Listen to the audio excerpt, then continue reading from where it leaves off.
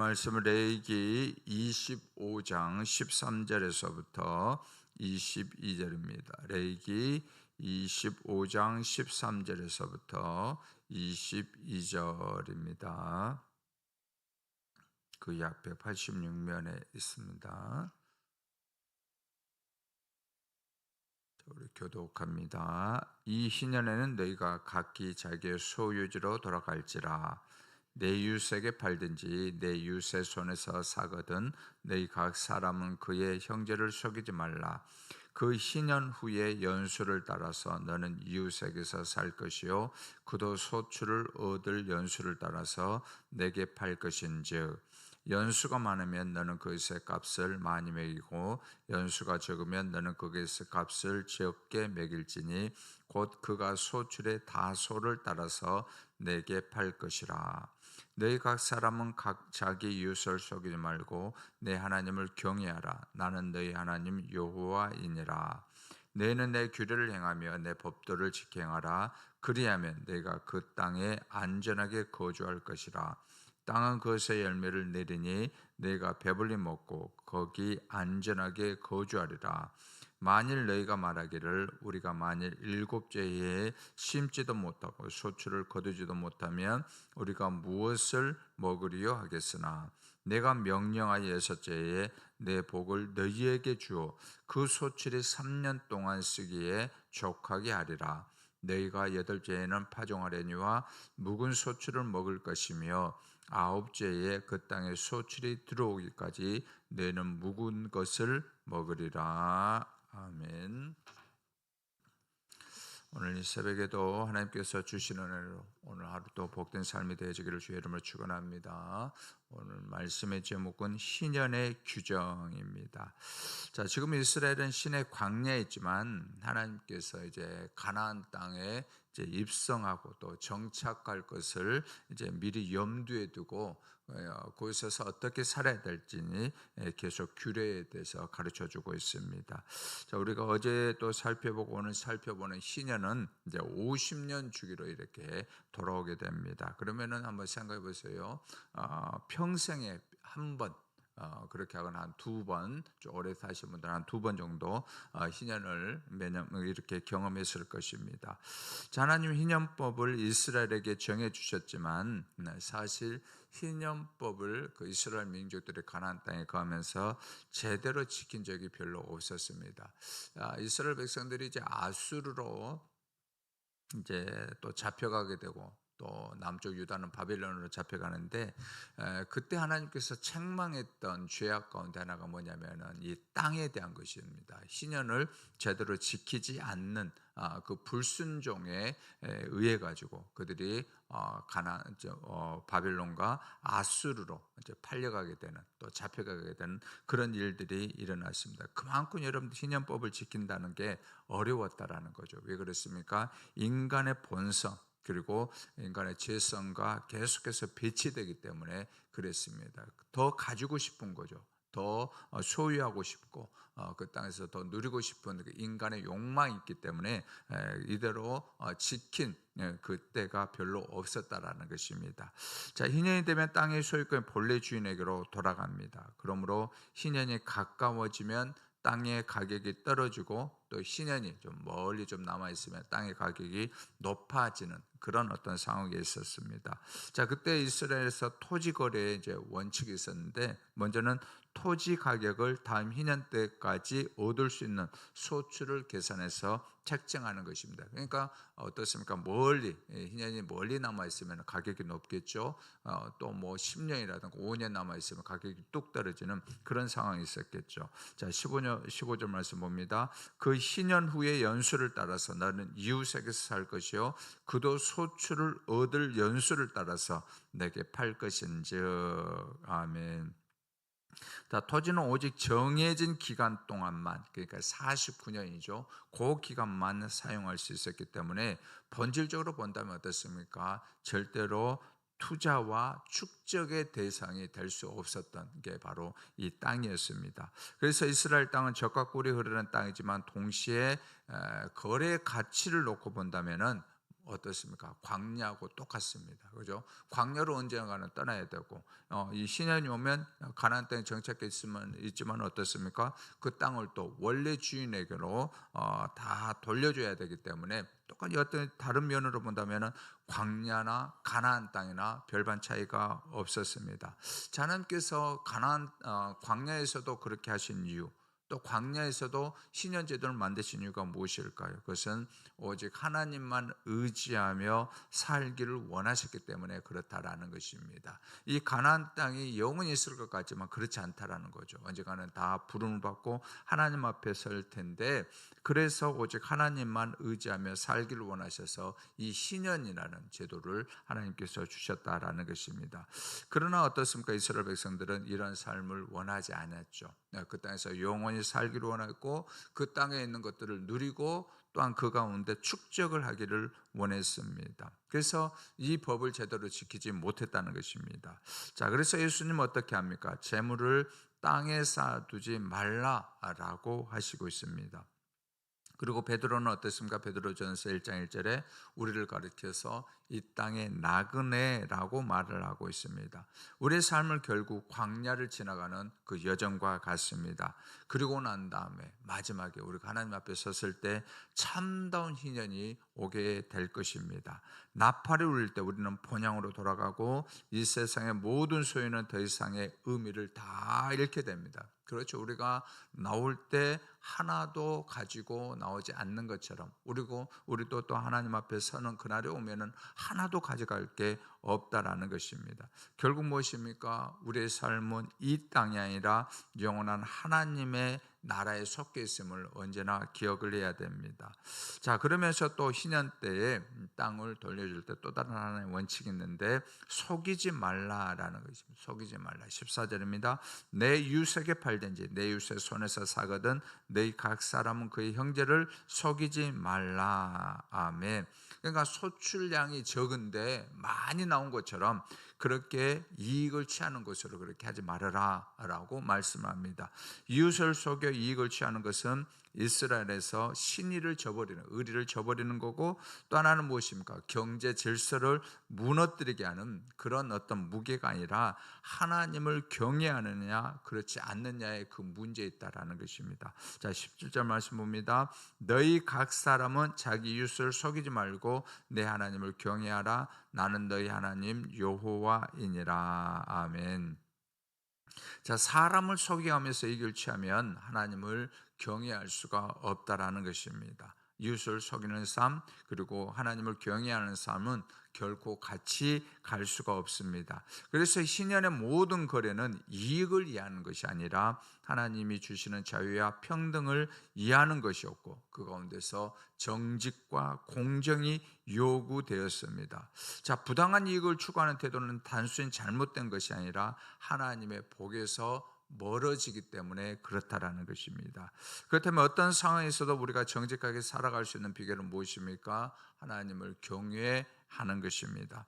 하나님을 진정으로 두려워하는 사람은 사람을 이용하지 않고 누구를 대하든지 존중과 사랑으로 대하게 됩니다. 그래서 예수님께서 말씀했습니다. 지극히 작은 자 하나에게 한 것이 곧 내게 한 것이라 라고 말씀을 하고 있습니다. 결국 이것이 희년이 가르치는 거죠. 사실을 가르쳐주고 있습니다. 사람을 대할 때 이익이 아니라 주님을 대하듯이 하라라는 것입니다. 그리고 이 삶은 우리의 노력만으로 가는 것이 아니라 우리를 변화시키신 예수 그리스도 은혜 안에서 시작됩니다. 자, 사실 희년법은 땅을 산 사람의 입장에서는 자신이 산 땅을 희년에 가서는 아무런 대가지 못하고, 어떻게 보면 이런 말이죠. 그냥 빼앗기는 거죠. 그죠? 자기가 수고하고 제가 어떤 대가를 지불해 가지고 그 땅을 샀는데 또 50년이 오면 어떻습니까? 그 땅 그냥 원래 주인에게로 돌려보내는 거, 그냥 빼앗기는 그런 법입니다. 여러분, 안식년 규정도 어떻습니까? 마찬가지죠. 7년째마다 돌아오는 안식년도 어떻게 보면은 재산 축적을 방해하는 거죠. 그때 좀 더 심고 그때 좀 더 노동하고 파종하고 그때 좀 더 거두면은 한 해를 더욱더 보장받고 더욱더 부를 축적하는데 어떻습니까? 안식년이 돌아오므로 이때도 다 쉬어야 되거든. 땅도 전혀 재산 축적이 되지 않는 것입니다. 자, 재산을 축적하고 그 재산을 의지해 살길 원하는 사람들의 시각으로 보면은 이게 정말 못마땅한 법이죠. 그죠? 하나님을 정말 믿지 못하는 그런 법. 하나님 앞에 얼마든지 불만을 가질 수 있는 그런 법일 수 있습니다. 그러나 하나님은 어떻습니까? 너희들이 이 말씀을 순종할 때에 안전한 거주를 내가 약속해 주겠다라고 분명하게 말씀합니다. 그래서 지키기만 하라라고 말합니다. 자, 18절 19절입니다. 너희는 내 규례를 행하며 내 법도를 지켜 행하라. 그리하면 내가 그 땅에 안전하게 거주할 것이라. 땅은 그것에 열매를 내리니 너희가 배불리 먹고 거기에 안전하게 거주하리라. 아멘. 여러분, 하나님께서 18절 19절을 말씀하신 이유는 무엇일까요? 순종을 하면은 어떻게 합니까? 모든 것들의 주관자가 되시는 하나님께서 너희들 지켜주겠다라고 말합니다. 땅이 너희들을 지켜주는 게 아니고, 어떤 여건들이 너희를 지켜주는 게 아니고, 어떤 국제정세가 너희를 지켜주는 게 아니고, 그 모든 것들을 주관하시는 하나님께서 지켜주겠다라고 우리 가운데 분명하게 말씀을 하고 있습니다. 자, 신년의 법을 따르는 사람들에게는 하나님이 약속하신 복이 있습니다. 안전하게 지켜주겠다. 또한 풍족하게 살게 해주겠고, 또 침략자들로부터 보호를 받을 것이다 라고 말을 하고 있습니다. 여러분들 사사기에 이렇게 보면은 당시에 모압이라든가 암몬, 이 에돔 족속 그리고 가나안 족속들이 쳐들어올 때가 언제 쳐들어왔느냐면은 언제 쳐들어왔습니까? 거의 수학기 때 쳐들어왔습니다. 그죠? 초막절이라든가 또 맥추절 그때 추수할 때죠. 이때 추수할 때 이렇게 계속해서 쳐들어왔거든요. 왜 그들이 이렇게 쳐들어올 수 있도록 그렇게 자기들 어떤 군사적인 어떤 대책을 세우고 그렇게 했는데 왜 그것을 감당할 수가 없었을까요? 하나님 앞에 범죄했거든요. 하나님 앞에 범죄할 때 하나님께서 방패가 되어줘야 되고 산성이 되어줬는데 그것을 다 걷어버린 거죠. 그러니까 그들 속수무책으로 꼭 수학기 때에 그 모든 것들을 다 빼앗기게 되는 것입니다. 여러분 생각해 1년 동안 죽을 똥 살 똥 그렇게 늦은 비, 이른 비를 또한 기다리면서 또 파종하고 잘 갖고 왔는데 마지막 때 추수를 해야 되는데 어떻게 합니까? 다 홀라당 날아가 버린 거예요. 이게 여러분 빈손이다. 아무리 시편에 나와 있는 것처럼 우리가 밤낮으로 수고한들 그 수고의 떡을 먹지 못하는 그러한 일들이 일어나게 된다는 것입니다. 그래서 우리가 해야 될 일은 무엇입니까? 우리 모든 것들을 주관하고 계시는 하나님을 의지하고 하나님을 두려워하고 붙드는 삶이 너무나도 중요하다라는 것입니다. 그래서 하나님은 희년을 지키는 이스라엘 백성을 그 모든 위협으로부터 보호해 주겠다라고 약속을 하고 있습니다. 자, 희년을 지키려면 이전 해의 안식년과 함께 2년 동안 땅을 시해했기 때문에 우리 솔직히 인간적으로 보면 어떻습니까? 양식에 대한 걱정이 들 수밖에 없는 거죠. 내년에는 뭘 먹고 살 것인가? 그 후년에는 뭘 먹고 살 것인가? 당연히 걱정이 들 수밖에 없습니다. 그러나 하나님이 이러한 염려도 불필요하다고 말씀합니다. 자, 안식년과 희년이 시작되기 전에 풍년을 주셔서 그 3년 동안 내가 먹을 것을 채워주겠다라고 말씀합니다. 자, 20절, 22절 같이 봅니다. 만일 너희가 말하기를 우리가 만일 7째 해에 심지도 못하고 소출을 거두지 못하면 우리가 무엇을 먹으리요 하겠으나, 이거 우리들의 인간적인 그런 어떤 두려움이죠. 이렇게 하면 못 먹을 때 똑같습니다. 우리처럼 먹으리요 하겠으나 내가 명령하여, 그러니까 하나님의 명령하여, 6째 명령을 어디에다 명령하겠다는 것입니까? 땅에게 명령하겠다는 거죠. 그죠? 땅에게 명령하겠다는 거예요. 명령하여 6째 해에 내 복을 너희에게 주어 그 소출이 3년 동안 쓰기에 족하게 하리라. 너희가 8째 해에는 파종하려니와 묵은 소출을 먹을 것이며 9째 해에 그 땅에 소출이 들어오기까지 너희는 묵은 것을 먹으리라. 아멘. 자, 하나님은 안식년과 희년을 지키기 전에 이미 6년째에 3년치 소출을 주셔서 약속을 눈으로 확인하게끔 해주겠다라는 것입니다. 모세의 표적, 여러분들 그렇죠? 애굽에서 나오려고 할 때 10가지 표적을 보여줬던 것처럼, 또는 기드온의 양털의 표적을 보여줬던 것처럼 하나님은 우리에게도 믿음을 붙들 징표를 주십니다. 그러므로 믿음이 흔들릴 때는 이미 하나님이 보여주신 공급과 은혜를 기억해야 됩니다. 그러나 문제는 무엇입니까? 우리의 탐욕이죠. 좀 더 가지고 싶고, 좀 더 누리고 싶고, 좀 더 소유하고 싶은 탐욕입니다. 그러나 우리가 알아야 될 건 무엇입니까? 하나님은 우리의 필요는 채워주시지만, 정말로 우리가 원하는 게 아니에요. 정말 이거 필요하다, 그것은 채워주시지만 하나님은 탐욕까지는 채워주시지 않습니다. 광야에서 만나로 충분히 살 수 있었던 이스라엘이 고기를 요구했던 것처럼 하나님의 뜻 안에 있으면서도 더 가지려는 마음은 결국 불순종으로 이어질 수밖에 없는 것입니다.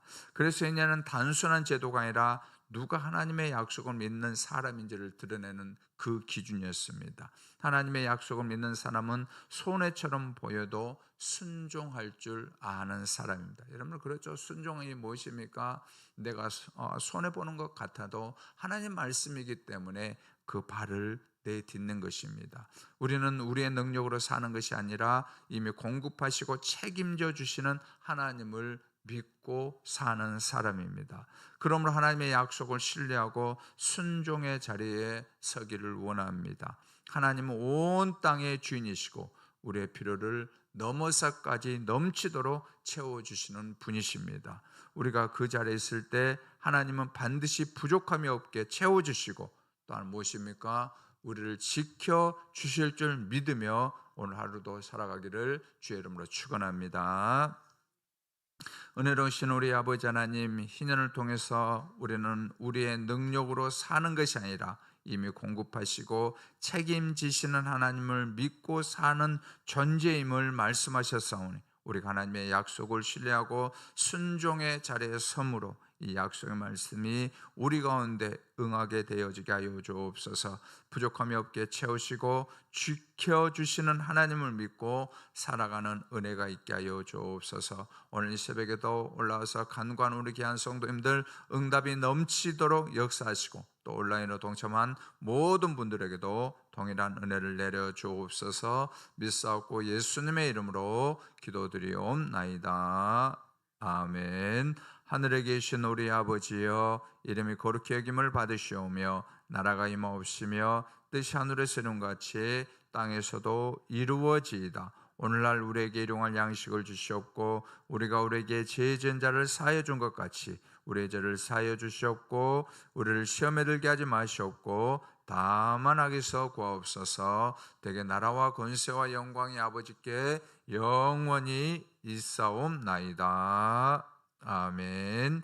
이 시간 우리의 말씀 붙들고 함께 기도하기를 원합니다. 우리의 능력으로 살아가는 것이 아니라 이미 공급하시고 책임지시는 하나님을 믿고 살아가게 하여 주옵소서. 두 번째는 청년부를 위해서 기도합니다. 믿음 가운데서 목자 되신 하나님 더 인도함 받게 해달라고. 마지막으로 우리 교우들의 직장과 사업장을 위해서 이 시간 주여 한번 부르고 기도하겠습니다.